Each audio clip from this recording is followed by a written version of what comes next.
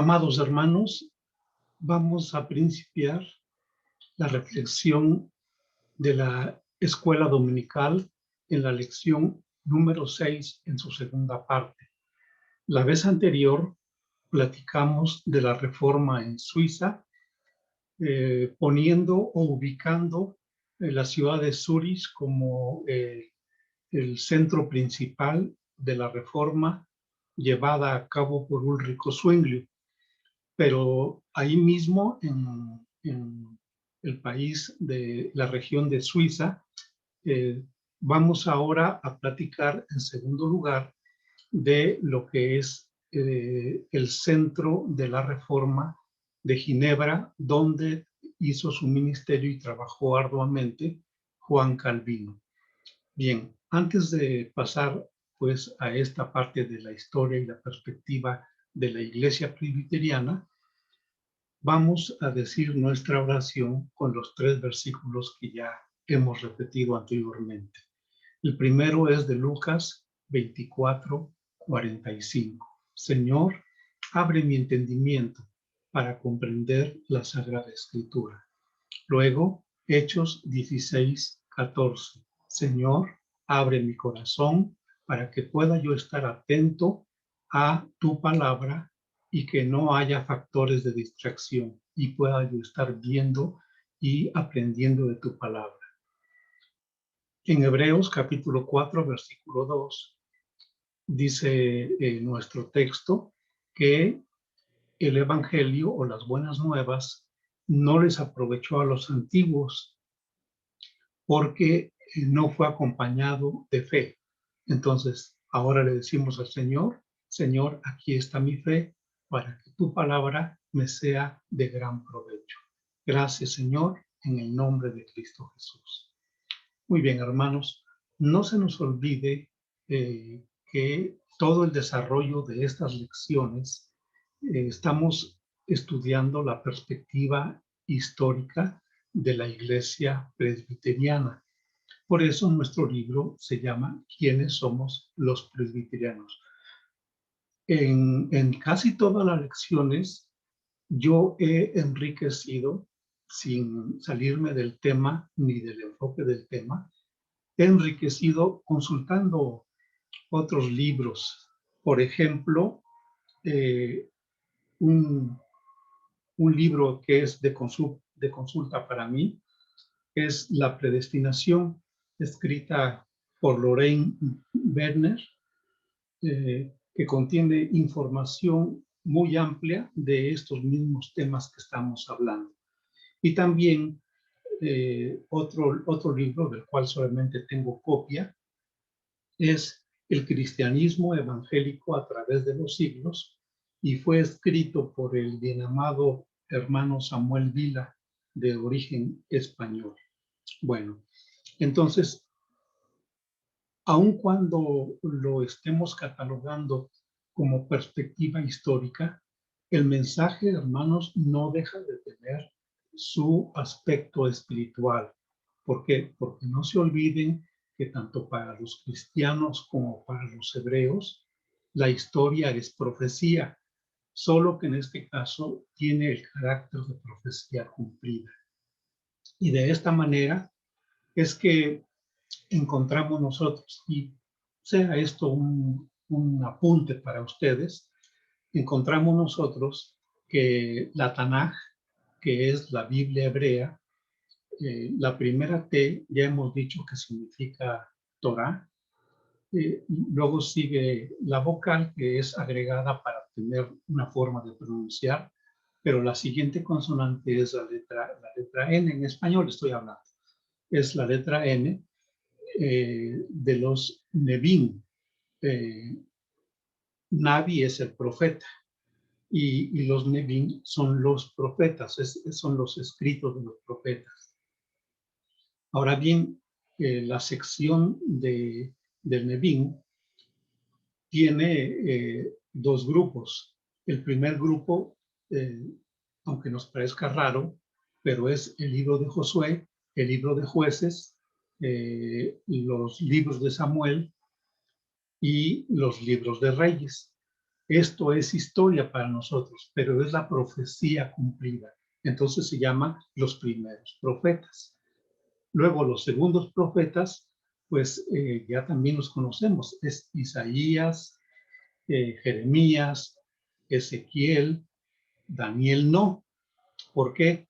Porque Daniel es un libro apocalíptico para los hebreos.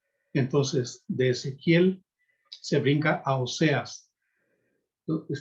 Repetimos otra vez. Isaías, Jeremías, Ezequiel, Oseas, Joel, Amós, Abdías, Jonás, Miqueas, Nahum, Habacuc, Sofonías, Ageo, Zacarías, Malaquías. Son 15 profetas que no es que haya menores o mayores, sino que es por el contenido. Por ejemplo, el libro del profeta Isaías es tan amplio que se requieren 14 rollos para contenerlos, y asimismo también Jeremías y Ezequiel. Los demás son más pequeños en cuanto a el contenido.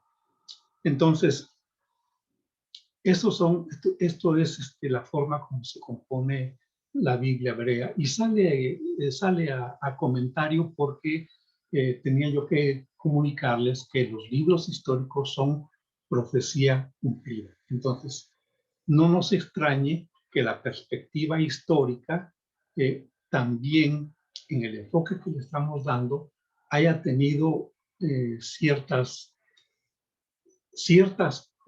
profecías contenidas en la Biblia, como también algunos hermanos que hemos llamado prerreformadores, que ahora les vamos a dar el nivel de ser los profetas que anunciaron la reforma a partir de 1517 con Martín Lutero.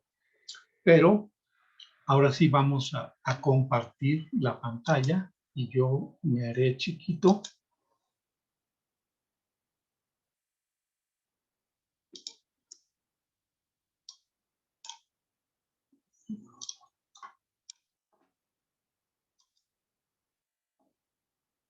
Vamos a ver. Dice el libro de Amós, capítulo 3, versículos 7 y 8. Porque no hará nada Jehová el Señor sin que revele su secreto a sus siervos los profetas. Si el león ruge, ¿quién no temerá? Si habla Jehová el Señor, ¿quién no profetizará? Entonces, no es que tengamos un texto que nos diga que en la década de 1480 iba a nacer Martín Lutero y él iba a ser el reformador. No, de esa manera no lo tenemos. Pero queremos dejar asentado aquí que siempre que Dios va a hacer algo importante, fascinante, increíble, siempre lo habrá anticipado a sus siervos, los profetas. También tenemos esta serie de textos, yo lo tomo como profecía para todos los siervos de Dios que huyeron de la Iglesia Católica Romana. Por ejemplo, Jeremías capítulo 51, versículo 6, 9, dice, no están todos los versículos, pero dice, huid de en medio de Babilonia y salve cada uno su vida. No perezcáis por su culpa, pues este es el tiempo de la venganza del Señor. Él le dará su pago. La decadencia moral y espiritual de la Iglesia Católica Romana estaba en el abismo, hermanos, en el abismo de parecerse a una Babilonia, a una ramera, sobre todo las simonías, en donde uno pagaba por adquirir los puestos de obispo, de cardenal, de sacerdotes y aún el mismo papado. De tal manera que hubo mujeres que fueron papas, personas que solo por aportar la gran suma de dinero que se requería, pues ellos pudieran tener el puesto papal, y ya no se diga a los cardenales y los obispos y los sacerdotes, los monjes, los curas. Jeremías 58 también dice: huid en medio de Babilonia y salid de la tierra de los caldeos, sed como machos cabríos al frente del rebaño. Valga la comparación, ¿no? Martín Lutero, Philippe Melanchthon, Ulrico Zwinglio, Juan Calvino, Teodoro Beza, y antes de Teodoro Beza, junto con Juan Calvino, Guillermo Farrell y a otros que ya platicaremos. No quiero dar los nombres, seguramente ustedes los conocen, pero ya platicaremos porque tenemos que hablar de otras iglesias y de otras regiones de la Reforma. Isaías 48:20, que dice: salid de Babilonia, huid de los caldeos, con voz de júbilo anunciad, proclamad esto, publicadlo hasta los confines de la tierra, dice el Señor, porque más bien decid: el Señor ha redimido a su siervo Jacob. Y luego Zacarías, en el capítulo 2, versículo 7, dice: Ea Sión, tú que moras con la hija de Babilonia, escápate. Apocalipsis, en el libro capítulo 14, versículo 8 al 11, y le siguió otro ángel, el segundo, diciendo: cayó la gran Babilonia, la que ha hecho beber a todas las naciones del vino de la pasión de su inmoralidad. Esta es una metáfora, este es un simbolismo de cómo se describe en la antigüedad a la nación de Babilonia y las características en las cuales vivía la Iglesia Católica Romana en los días de la Reforma, y aún, por supuesto, siglos de ese abismo de inmoralidad y de ausencia del Espíritu. Claro, tenemos que hacer la afirmación de que pues seguramente no el 100% de la gente era así, de todos los que eran católicos romanos, porque de hecho por eso algunos salieron de ahí para abrazar la fe de la Reforma. También en Apocalipsis, capítulo 18, versículo 4, dice: y oí otra voz del cielo que decía: salí de ella, pueblo mío, para que no participéis de sus pecados y para que no recibáis sus plagas.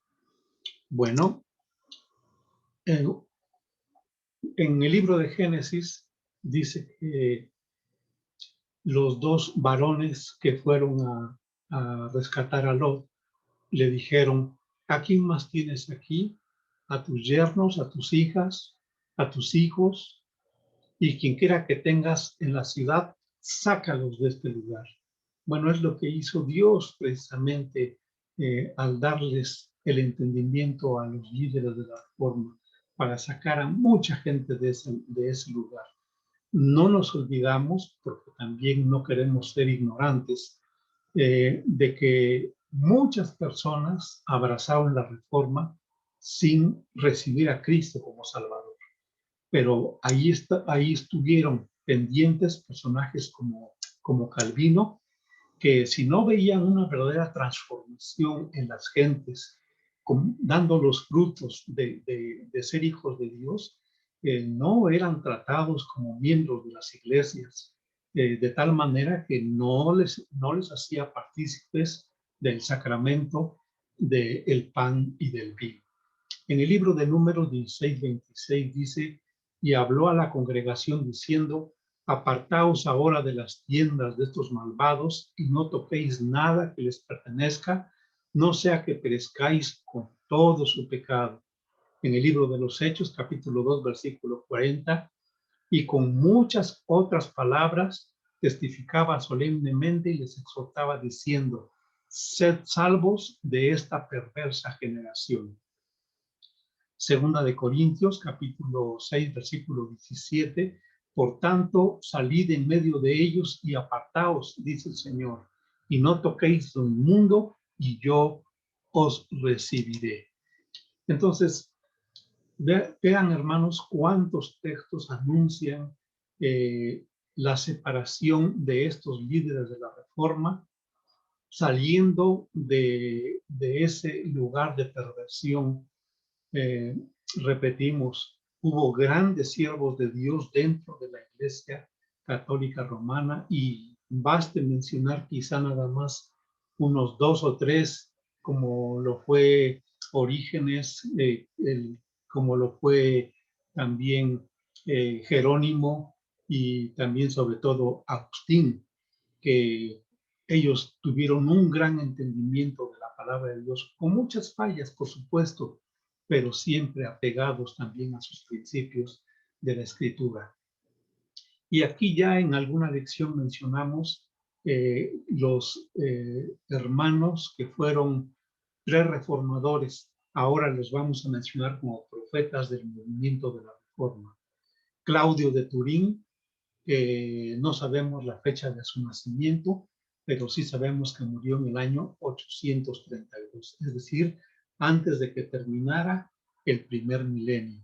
Luego Pedro Baldo, que fue el fundador de los valdenses, que hasta la fecha existen estos hermanos y que vienen desde el año 1140 al año 1205, que fue el tiempo que vivió el fundador de los valdenses.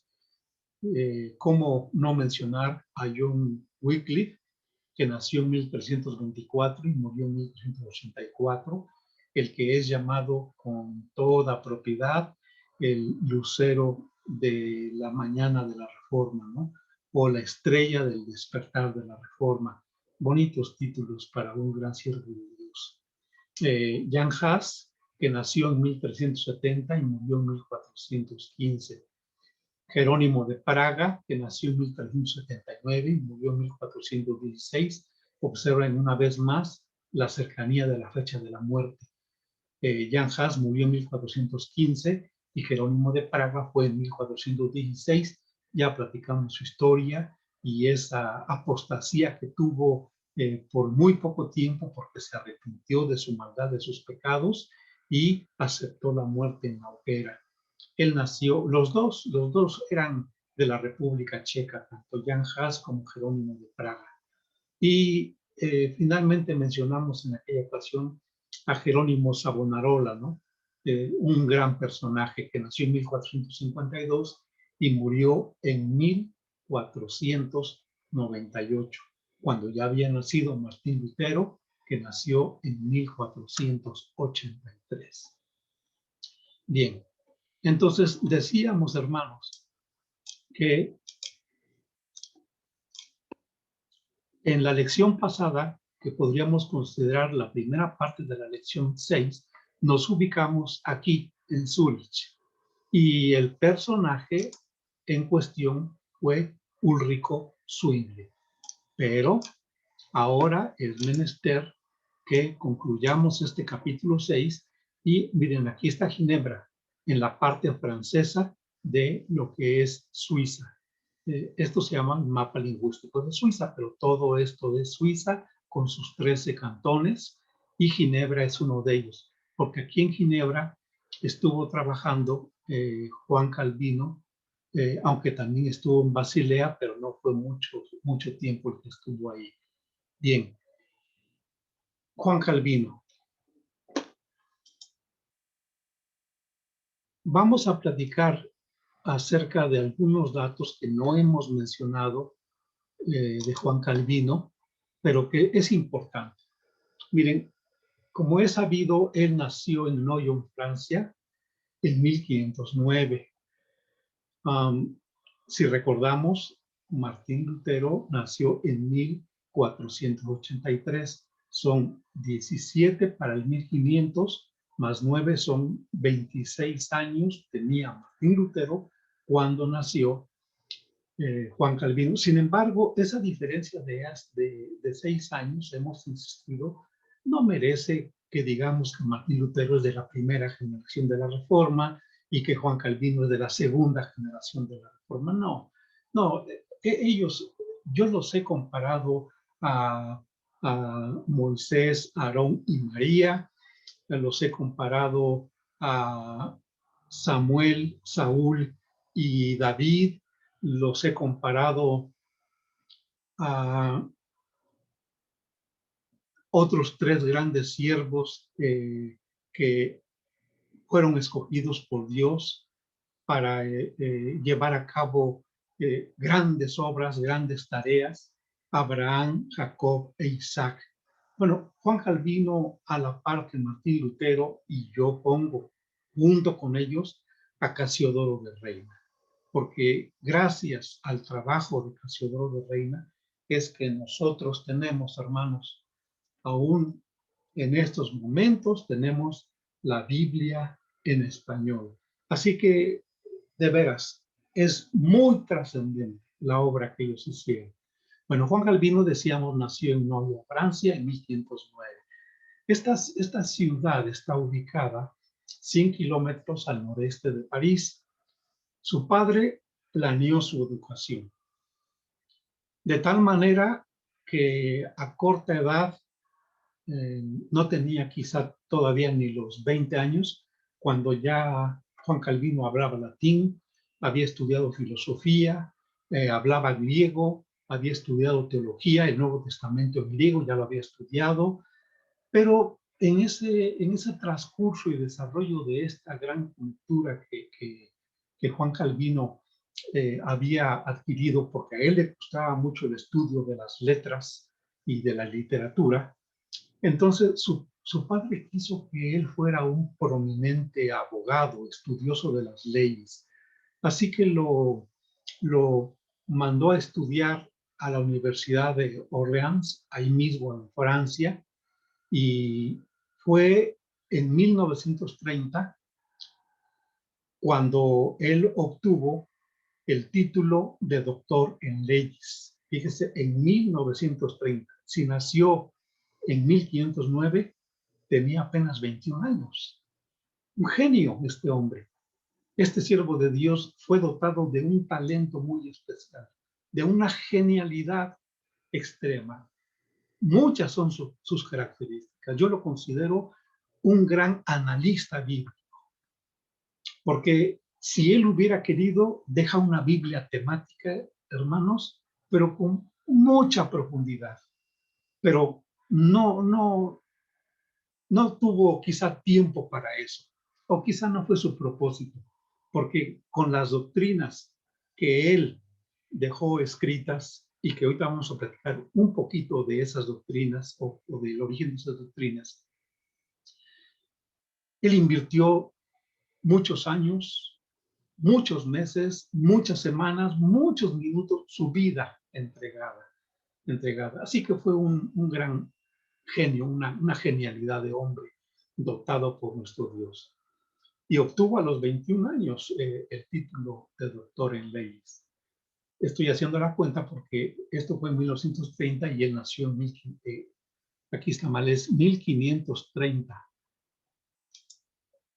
1530, qué bueno que se puede corregir a la vista de ustedes, 1530, y si él nació en 1509, pues tenía 21 años cuando él recibió el título de doctor en leyes. Lo grandioso es que mientras estudiaba leyes, entró en contacto con la Reforma y los escritos de Martín Lutero. En 1533, estando en la Universidad de París, él tenía como amigo a Nicolas Cop, que era el rector de la Universidad de París y además un gran predicador.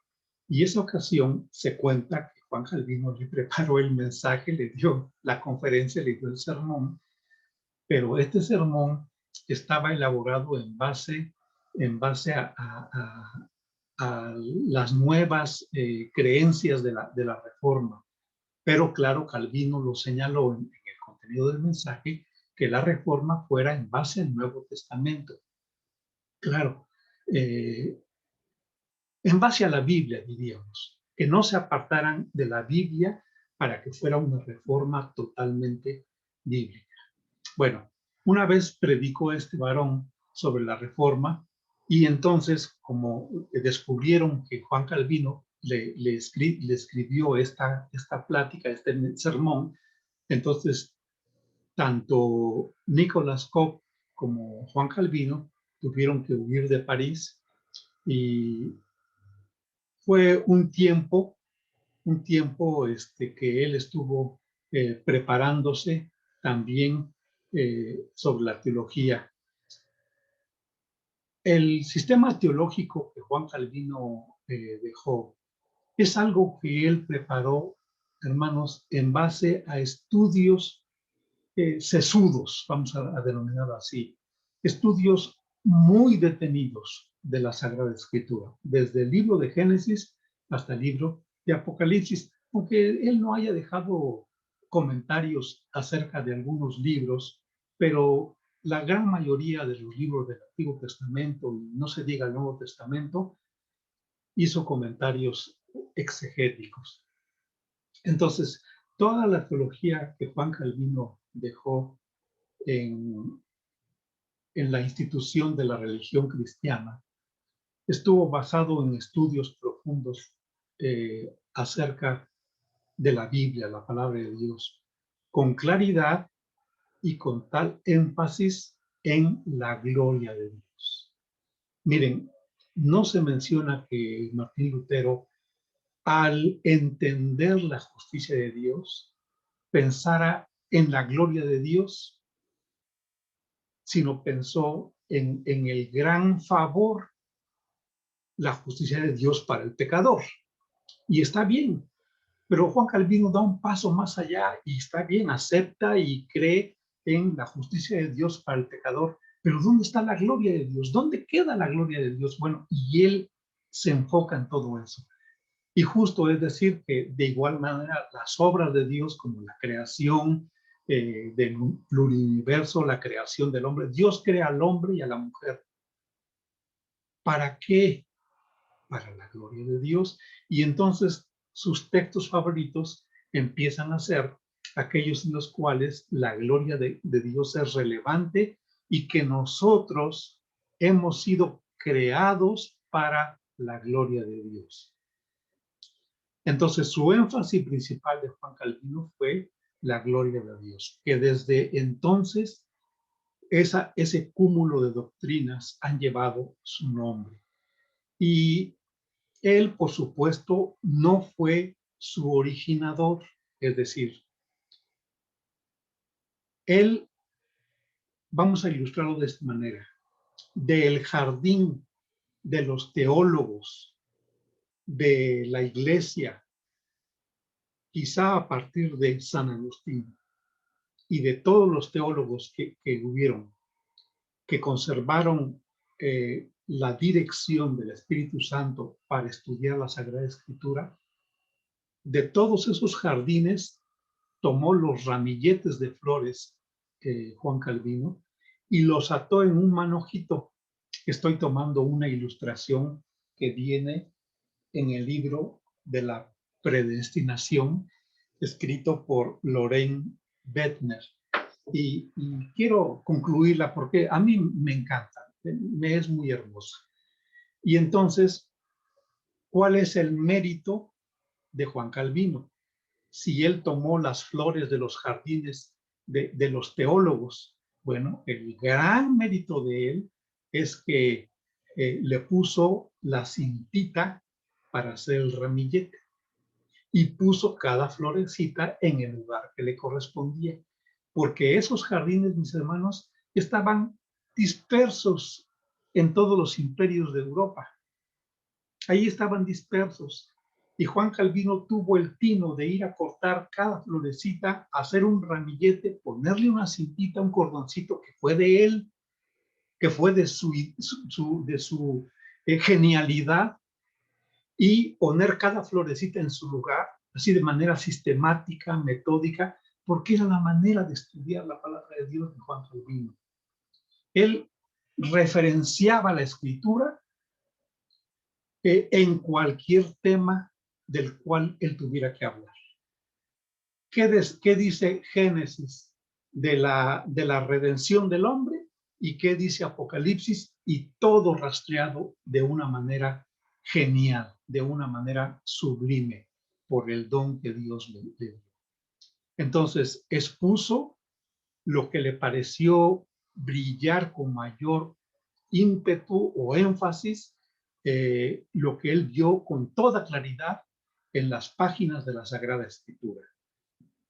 Agustín había enseñado los puntos esenciales de este sistema 1000 años antes de nacer Calvino, y todos los líderes de la Reforma también lo enseñaron, pero no fue sino a Calvino a quien Dios dotó de un profundo conocimiento de las Escrituras, un agudo intelecto, una gran capacidad de análisis, un genio sistemático que le fue dado para exponer y defender estas verdades de manera muy clara y hábil de lo que se habían hecho hasta entonces.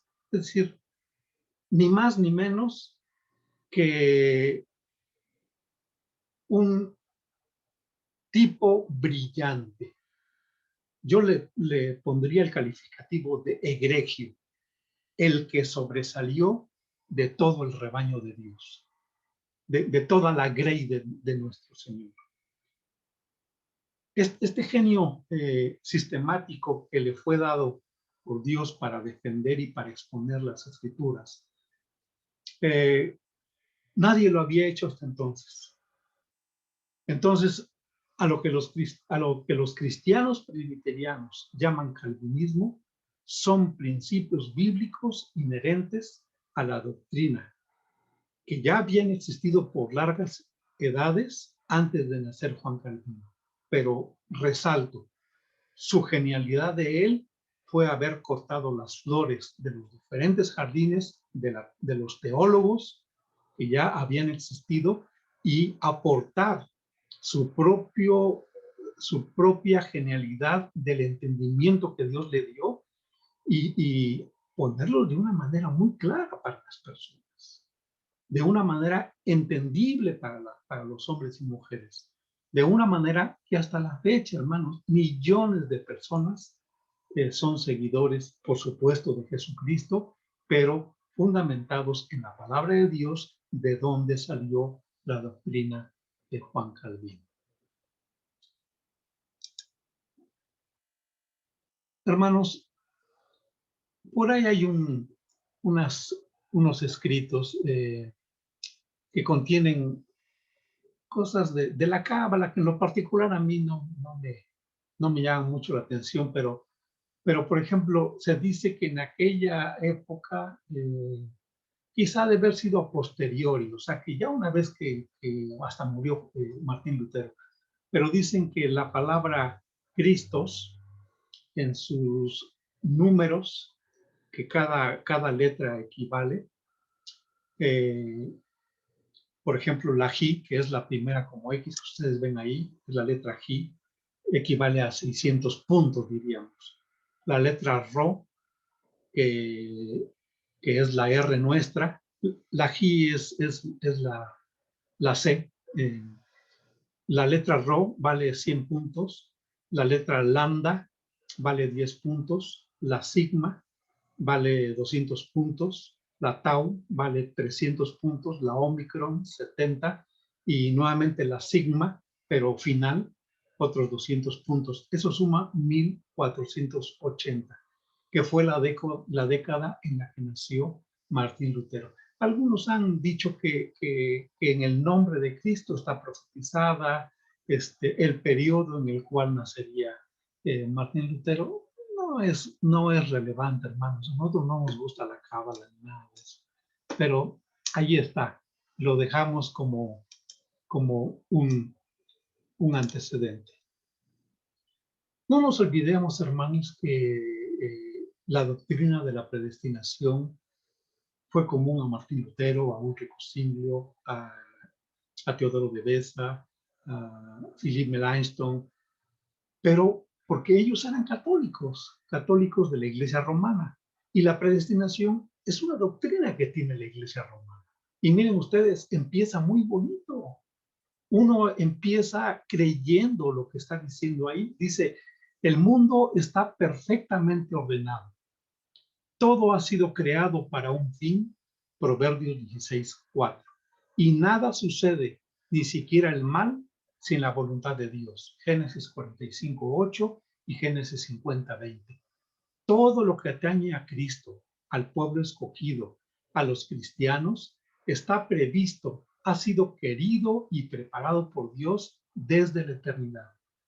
El plan divino que fue concebido para la redención de los creyentes, cumplido por Cristo y manifestado por la predicación apostólica, se realizará indefectiblemente con sus últimas consecuencias por la glorificación de los elegidos. Es decir, para que seamos para gloria del nombre de Dios. Así empieza la doctrina de la predestinación en los libros de teología de la Iglesia Católica Romana. Solo que la gran duda para ellos y para muchas personas es cómo armonizar el libre albedrío con la soberanía de Dios. Es decir, que Dios controla todo y entonces el hombre no puede hacer nada. El hombre no tiene que portarse más que como un robot y aceptar todo lo que Dios dice. Hermanos, yo he insistido, ¿para qué el ser humano le sirve el libre albedrío? Todos lo tenemos, el libre albedrío. Pero hermano, ¿pueden ustedes pensar y sacar a la realidad cómo está el libre albedrío de un muerto? Un muerto en delitos y pecados, o sea, que físicamente respira y que ve y todo eso. Pero ¿cómo es el libre albedrío? ¿Tendrá realmente una capacidad para elegir lo bueno? No, toda su capacidad es para elegir lo malo. Sí, él elige, pero elige entre las cosas malas la peor. No puede elegir entre las cosas algo bueno. ¿Por qué? Porque no hay en su mente ningún pensamiento de Dios. E Isaías capítulo 5, versículo 20 dice que el impío por su impiedad a lo malo le dice bueno, a lo amargo le dice dulce y quiere vivir así creyendo que todo está haciéndolo bien. Entonces, el libre albedrío sí lo tenemos y el único que lo tuvo perfecto fue Adán y Eva, pero cuando entró el pecado, todo, hermanos, todo cayó bajo maldición del pecado. Por lo tanto, aunque yo sostengo que tenemos todos los seres humanos libre albedrío, pero nuestra capacidad de elegir es siempre el mal, elegir el mal, elegir el mal. Y ese es el caminar de las personas y ese es el destino de aquellos cuyas obras son malas y que eligen las tinieblas en lugar de la luz. ¿Por qué? Porque no quieren que sus obras sean vistas. En cambio, los que hacen buenas obras, porque son las obras que Dios preparó de antemano para que anden en ellas, ellos las hacen en la luz porque quieren que sus obras sean vistas por los hombres y glorifiquen a Dios. Este es el asunto, mis hermanos.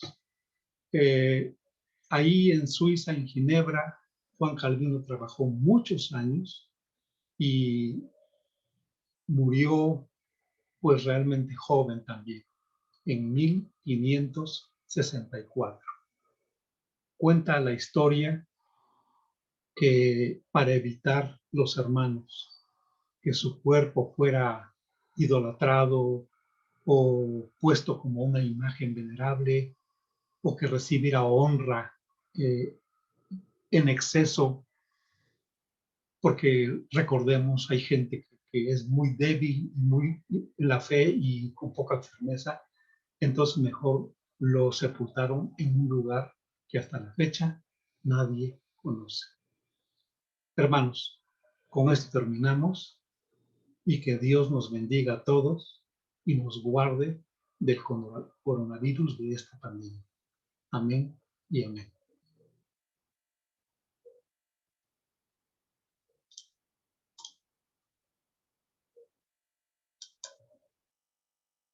Que Dios les bendiga, hermanos, que pasen Buen día.